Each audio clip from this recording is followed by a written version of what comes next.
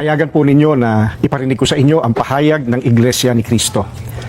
Mula nang magsagawa ng Rally for Transparency, Accountability, Justice and Peace ang Iglesia ni Cristo noong November 16 to 17, 2025, patuloy kaming naghihintay kung paano tutugunan ng gobyerno ang malawak na katiwalian na naganap sa ating bansa. Mahigit 3 buwan na ang lumipas, subalit wala pa ring natatanaw ang mga mamamayan na kalutasan sa napakalaking pangungulimbat sa kaban ng bayan. At sa halip ng mga salarin ang hanapin at usigin, ay ang mga nagbibigay ng impormasyon at tumitestigo laban sa kanila ang kinakasuhan at ginigipit. Kung kaya't hanggang ngayon, ay hindi pa natutunton ang sinasabing mahigit na 1 trilyong piso na inilaan sa mga flood control projects at iba pang pagawaing bayan. Sapagkat, ang hinahanap ng mga dapat mag-imbestiga ay ang mga pangyayaring maaaring magamit para mailihis sa iba't ibang issue ang problemang ito.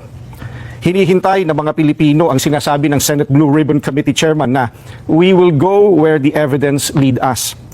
Ngayong may mga lumalabas na pahayag na mula sa mga sangkot, kabilang ang umano'y nagpadala ng mali-maletang pera.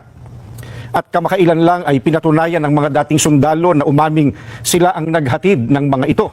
Bakit tila walang malinaw na hakbang upang palawakin pa at tapusin ang investigasyon?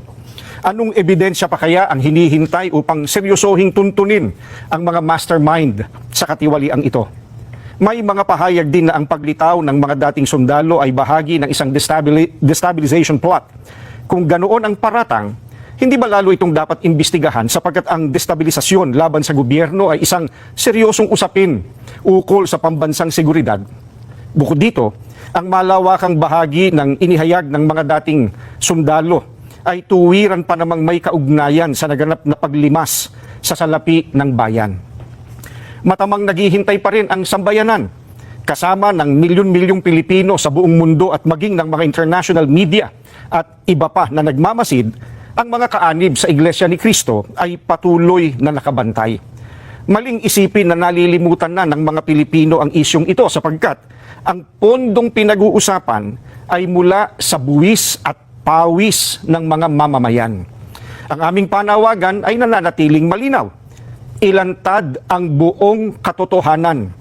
Papanagutin ang dapat managot at pairalin ang katarungan upang maibalik ang tiwala ng bayan at maitaguyod ang tunay at pangmatagalang kapayapaan at pagsulong ng Pilipinas.